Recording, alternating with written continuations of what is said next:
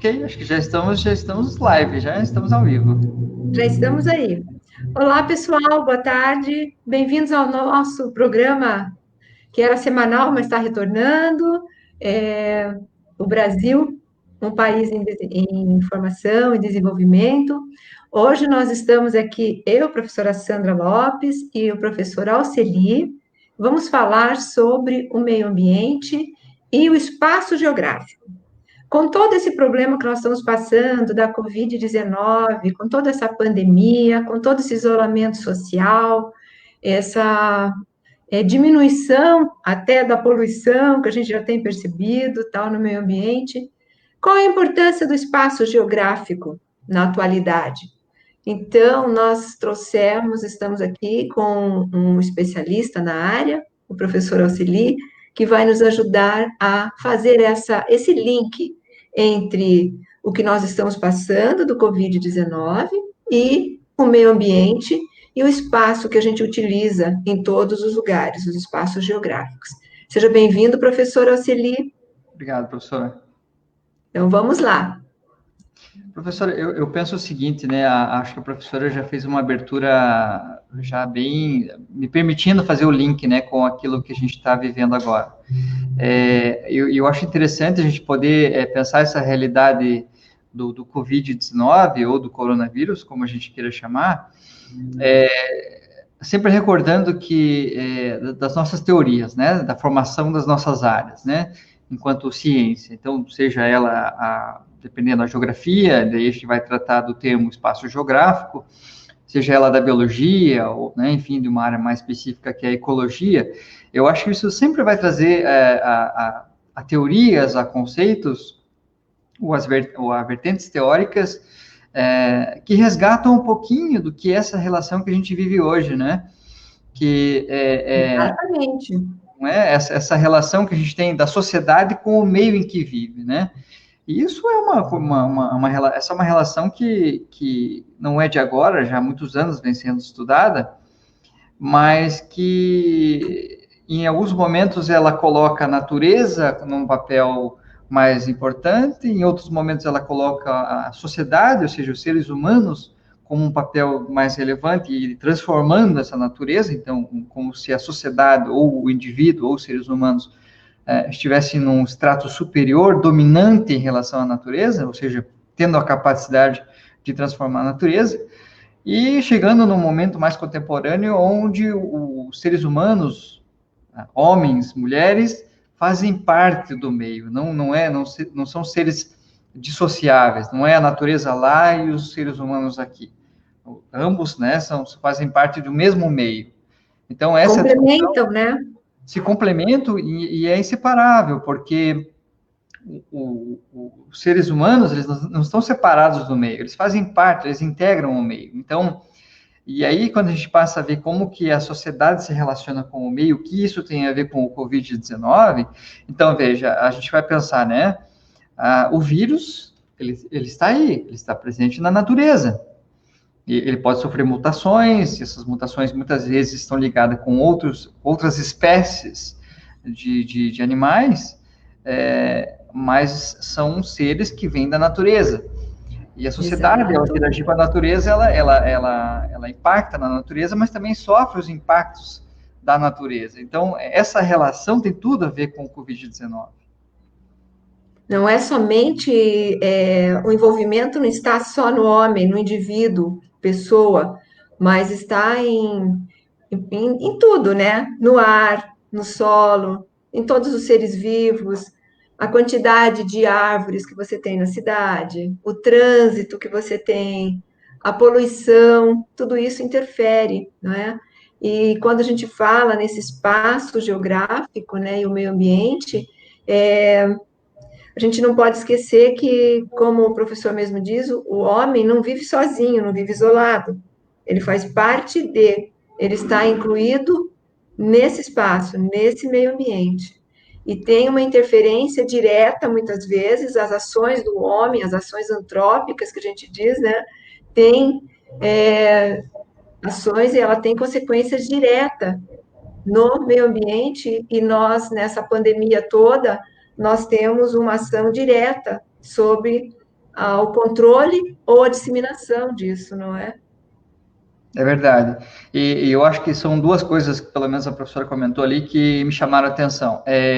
Quando a gente fala de que há uma poluição. Então, veja, essa realidade que a gente vive agora, o isolamento social permitiu uma diminuição da poluição do ar, né, atmosférico. Então, veja como as variáveis play, né, como os ingleses diriam, né, como eles estão jogando, como as variáveis oscilam, variam, de acordo com um impacto na sociedade aqui e o outro na natureza ali, né? Então, o isolamento social permitiu uma diminuição da poluição. Mas a poluição, dependendo também que nós temos, a circulação do vírus no ar, que inclusive a gente teve várias pesquisas que mostraram isso, como que o vírus permanece circulando no ar, e também como que isso pode impactar na infecção dos indivíduos, né? Então, são vários elementos que estão ali.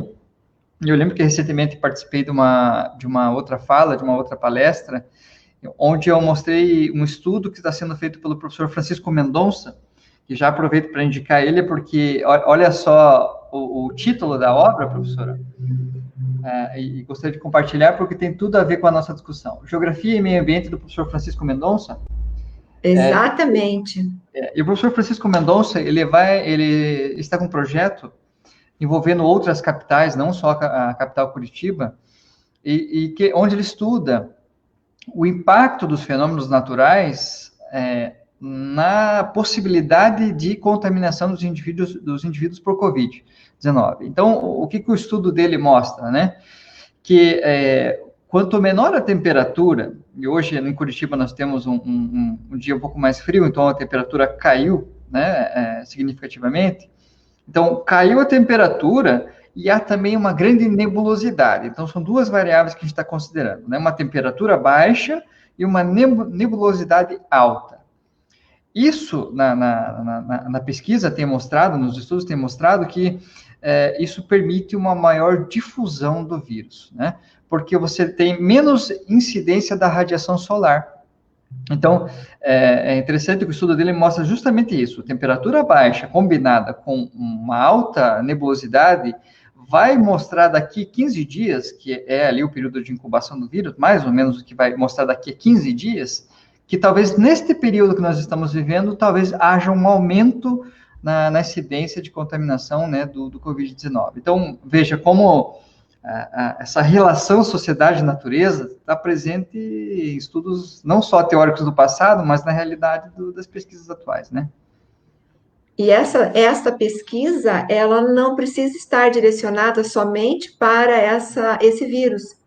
Ela está diretamente proporcional, ligada a outras doenças. Nós estamos vivendo uma crise muito forte, muito acentuada deste vírus. Mas não podemos esquecer que o meio ambiente, as pessoas, o espaço geográfico, ele está exposto a outros tipos, a exemplo do dengue, que muitas vezes nem se lembra mais, mas ele está ali, está atuando. Só que, ao inverso da nebulosidade do frio, que auxilia ou ajuda a proliferação, no caso do Covid, quanto ao dengue, ele diminui. Comprovadamente, ele sim. tem esta inversão, não deixa de existir. Então, quando a temperatura ou o espaço está adequado, a natureza está adequada àquela climatologia ou aquele ambiente propício do ano, algumas doenças diminuem e outras acentuam. Então, nós não estamos livres nunca, né, de contaminação por vírus, por outros patógenos que sejam, né, os vetores, tal. Mas esse estudo que o professor Alceli citou é importantíssimo. É uma questão de socioambiental. É uma questão social, ambiental, e que não tem como escapar da parte econômica, porque para você gerenciar ou melhorar a parte social e ambiental, você precisa da parte econômica. Então, quando a gente fala sobre a importância desse estudo, é muito, muito grande mesmo, e acho que as pessoas da área do meio ambiente, da área da geografia, na área de gestão pública, de saúde e tal, eles trabalham com essas ferramentas, a gente pode chamar de uma ferramenta, né? E trabalha com essas variáveis. É ou não é, professor? Sim, e veja, eu não estou conseguindo anotar, mas eu estou tentando conectar as ideias, sem deixar esquecer todos os termos que a professora está falando, que eu acho que a gente pode aproveitar, e cada um deles puxa um tema novo, né? Veja, Exato. né? Então a gente até dá para escolher para onde a gente quer caminhar. Eu acho que um primeiro termo que a professora comentou ali foi o termo endemia, né? E você veja como é curioso. Então, a gente pode perder de um lado, no sentido de que a temperatura está baixa, né? A gente sofre um pouquinho, né? A nebulosidade está alta. Então, a gente tem uma maior incidência do Covid. Mas também você tem uma diminuição da contaminação por dengue. Quer dizer, então, esse equilíbrio, você veja como a natureza, né? É sábia. É sábia, né? E ela precisa desse equilíbrio também, né? Então, é muito curioso. E quando a professora traz o termo endemia, isso me remete novamente a essa ideia da valorização na dimensão espacial dos fenômenos. Então, a endemia aquela doença que ela não necessariamente ela tem uma difusão geográfica, ela se espalha por diferentes continentes. Ela pode ser localizada num determinado bairro, município ou estado do país, e você tem que conviver com ela por muitos anos. Então, não é a ideia de que tantos se contaminaram em X ou Y ou Z municípios ou estados ou continentes. A ideia não é a difusão do vírus pelo espaço geográfico, mas sim a frequência dele ao longo do tempo. Então, a dengue, ela já é uma endemia no Brasil, e sobretudo em algumas regiões do Brasil, como a nossa, né? Região Sul e sobretudo Exato. Paraná. Então, nós convivemos com a dengue. Nós temos que, claro, conviver, criar hábitos, assim como no Covid-19, novos hábitos surgem, né? Álcool gel, a lavagem das mãos cada vez mais frequente. Então, são hábitos que surgem, são modos de vida, né? Como diria o Lau Lablache, são modos de vida que acabam se implementando na sociedade. Então, e a endemia, muitos dizem que a Covid-19 vem como uma nova endemia. Então, o que a gente vai ter que fazer? Aprender a conviver com essa doença, a partir de agora. Aí entra um fator que o professor comentou, que eu vou pegar um ganchinho e tal, que não é a sensibilização que vai ajudar ou vai resolver, é realmente a ação, a mudança do comportamento que os indivíduos têm que ter. No caso deste vírus que nós estamos convivendo com ele, é uma pandemia, então o comportamento terá necessariamente que ser em nível mundial, né? Sim, Porque vai ter que mudar esse comportamento, tanto de relações de proximidade, como de lavagem das mãos, rever todos aqueles protocolos de higiene, não só pessoal, mas de sociedade. Aí nós vamos recair novamente em políticas públicas de saúde, políticas públicas ambientais, vamos recair sobre a conduta do indivíduo, o quão ele acha necessário, ou o quão ele é individualista ou não, porque o comportamento humano, ele remete para a coletividade, para o individualismo. Então, quando a gente fala que precisa um novo aprender a viver com o pós-pandemia, é uma mudança radical de comportamento.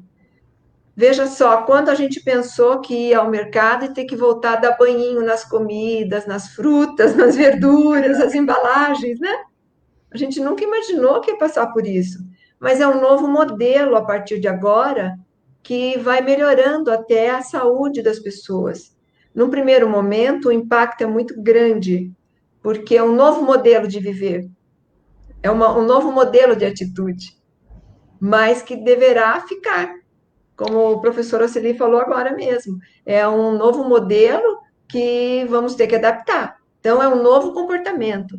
serão protocolos de saúde pública, né, para que a gente sobreviva a isso. Vamos ter que conviver com esse vírus, assim como nós já convivemos com malária, provavelmente, né? Com dengue, com outros vírus que estão no ar aí. Talvez ele passe a ser endêmico e não pandêmico, Uhum. não é? Assim, eu acho que essa é a chave, né? Então, você veja, hoje a gente acaba tendo que se adaptar, criando novos hábitos. Então, isso requer, um exemplo bem prático, esse que a professora deu, de chegar em casa, desempacotar, né? Tirar as coisas das sacolas e lavar, né? Um pacote de leite, os mais variados tipos de embalagens, bebidas, né? Onde todo mundo toca.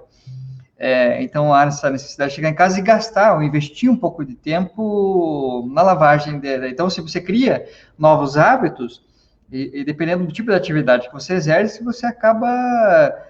veja, tem pessoas que vão, certamente, aquelas que tiverem condições socioeconômicas, vão se permitir, talvez, olha, eu vou contratar alguém porque eu não consigo dar conta dessa demanda. Então, se eu estava pensando em contratar alguém para trabalhar na minha casa, para me auxiliar nas atividades de limpeza, então isso é uma atribuição, uma tarefa a mais que, pronto, eu acho que para eu não me incomodar com isso, eu vou terceirizar, vou pedir para que alguém me ajude nesse sentido. Então, sim. E aí faz o link com a economia que a professora falou. Então, um exemplo muito simples esse que a gente deu, mas é uma atividade a mais que a gente cria, um hábito a mais, é um costume que, né, deverá ser cada vez mais adotado, mas e que é necessário. E quando a gente extrapola isso para a economia, de modo geral, a economia, a microeconomia ou a macroeconomia, a gente passa a entender que, por exemplo, alguns setores da atividade econômica, por exemplo, um setor que certamente deve crescer, eu acho que até compulsório, é o setor de saúde. A área de saúde, penso eu, vai ter que merecer um olhar um pouco mais Criterioso.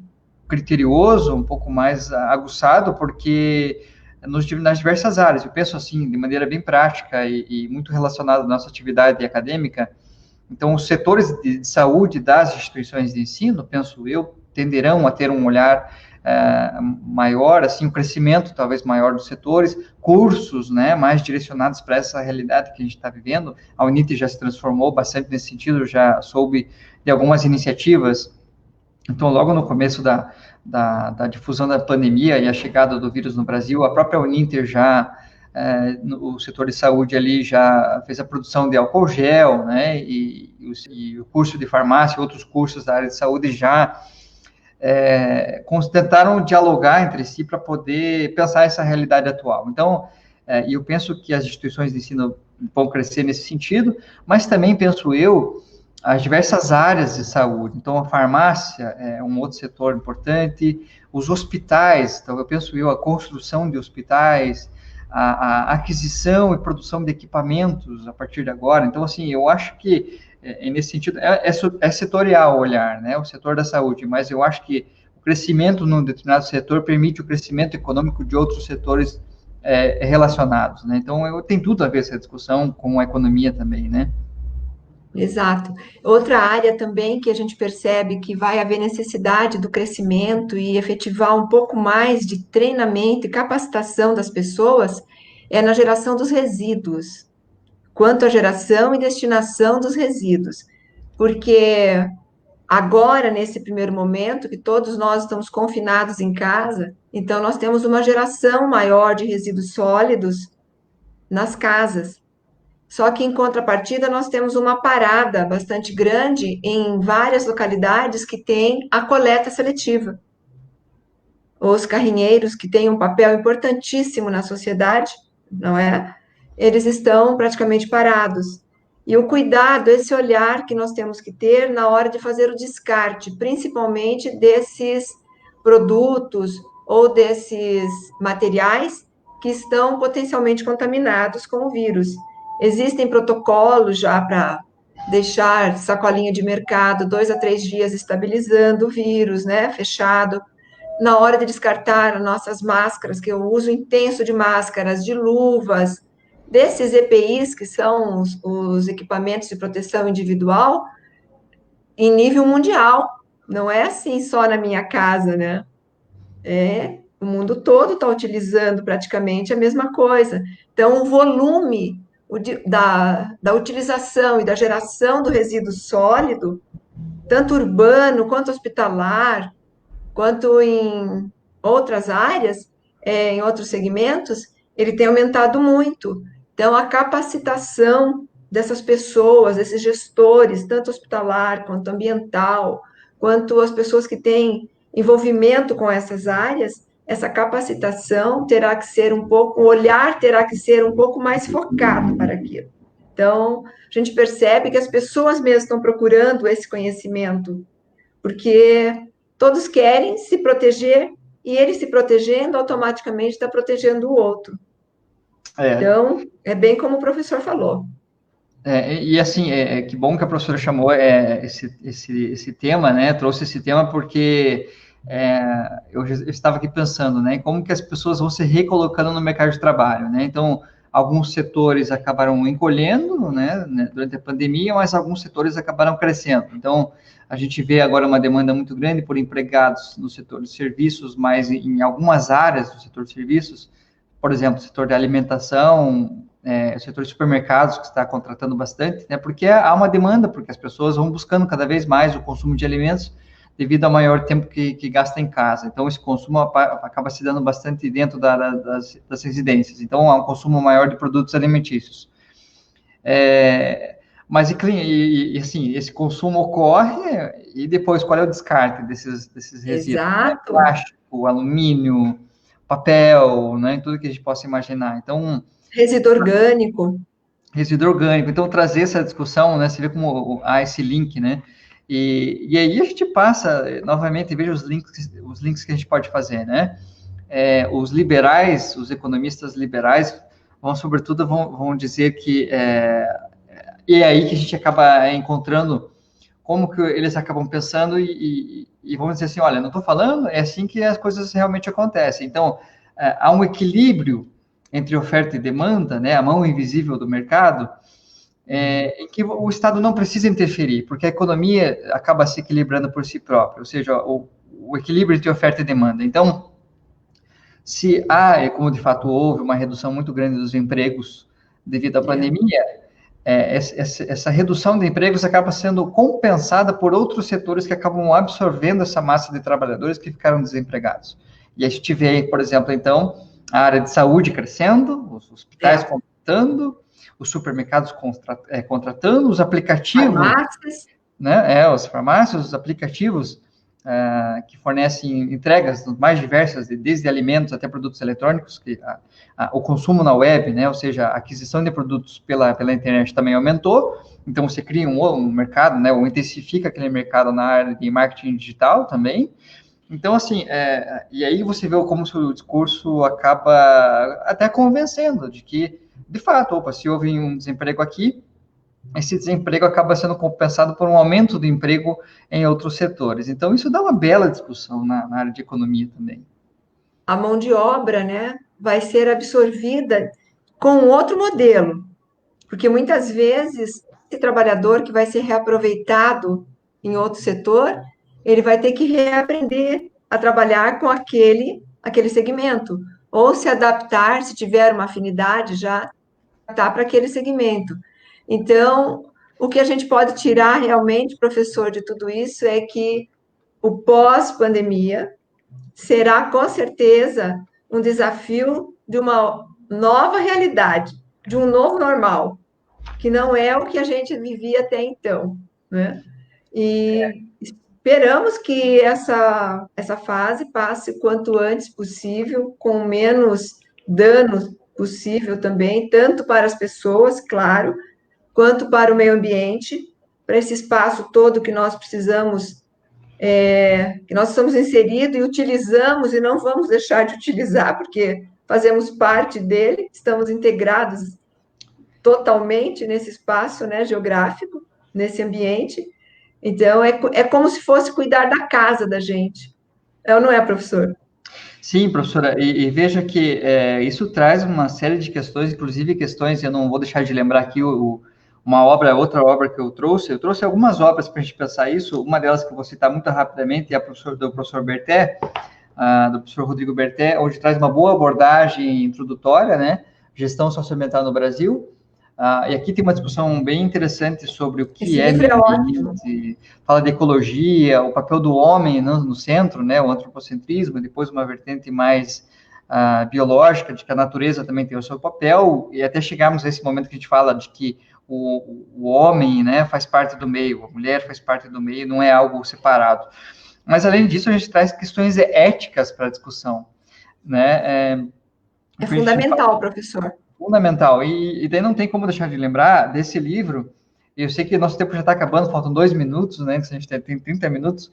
Mas é outro livro importante, que é este aqui, é do professor Mário Alencastro, chamado Ética e Meio Ambiente.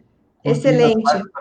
Excelente livro. E, professora, olha, como a gente começou assim, eu acho que eu vou tentar trazer um trecho do livro dele, onde o professor fala que essa discussão, nossa, não é de agora, né? Então, ele fala assim, as raízes dessa concepção que marcaria o humanismo renascentista são muito antigas. É possível encontrar referências da supremacia do homem sobre a natureza na própria tradição religiosa judaico-cristã, como pode ser constatado na seguinte passagem bíblica. Deus os abençoou e lhes disse, sejam férteis e multipliquem-se, encham e subjuguem a terra, dominem sobre os peixes do mar e sobre as aves do céu e sobre todos os animais que se movem pela terra. Como se o homem sempre fosse capaz de dominar a natureza. E daí a gente retoma a ideia de que não é bem assim, né? Não. A gente está meio inserido nessa natureza. Então a gente tem que cuidar dela porque a gente sabe que pode receber os impactos dela. Eu digo que a natureza, ela nos empresta por alguns momentos o que é dela. Se a gente souber usar, ela vai protelando esse empréstimo, senão ela vem buscar o que lhe pertence. E é aonde a gente tem a perda, né? Perfeito. Mas, professora, esse nosso assunto daria muito mais tempo, né? Mas nós vamos deixar um recado para o pessoal que nos ouve, que nós, nos cursos que nós coordenamos na Uninter, eu faço a coordenação dos cursos de pós-graduação em meio ambiente. Deem uma olhadinha lá nos cursos, nós temos bastante procura, temos cursos, inclusive, na área de gestão socioambiental, gestão ambiental, educação ambiental, que é fundamental quando a gente fala sobre todos esses impasses, essas vivências atuais que nós estamos passando, a perícia e a auditoria, a ecologia urbana, a parte de recursos hídricos. Tudo isto tem agregado muito no conhecimento das pessoas por esse Brasil afora. Nós temos contribuído muito e só temos a agradecer os alunos também que têm levado muito a sério, cada um no seu curso, não é, professor? E exatamente. O professor que coordena uma outra área também tão importante quanto. Professora, eu acho que a Uninter, nesse sentido, ela está bem... ela tem um repertório muito grande, né? Então... Tem. O candidato, né, o ingressante, ele tem algumas opções ali, excelentes opções na área ambiental, sem dúvida, na área de saúde, a área de educação também é uma área muito vasta, permitindo, assim, sobretudo na pós-graduação, né, então, onde o aluno vai poder entrar nessas e outras discussões, sem dúvida, para aumentar aí o seu conhecimento, desenvolver competências, então, eu acho que opções não faltam. Exatamente. Professor, quero agradecer a sua presença, a sua contribuição com esse teu conhecimento tão vasto e que todas as vezes que a gente se encontra, faz palestra, dá aula junto e tal, só temos a aprender. Muito obrigada pela sua contribuição e esperamos poder contar com sua presença dentro em breve. É recíproco, professora. Eu que agradeço. Muito obrigado a vocês. Obrigado a todos pela audiência também. Obrigada a todos pela audiência. Até a nossa próxima fala.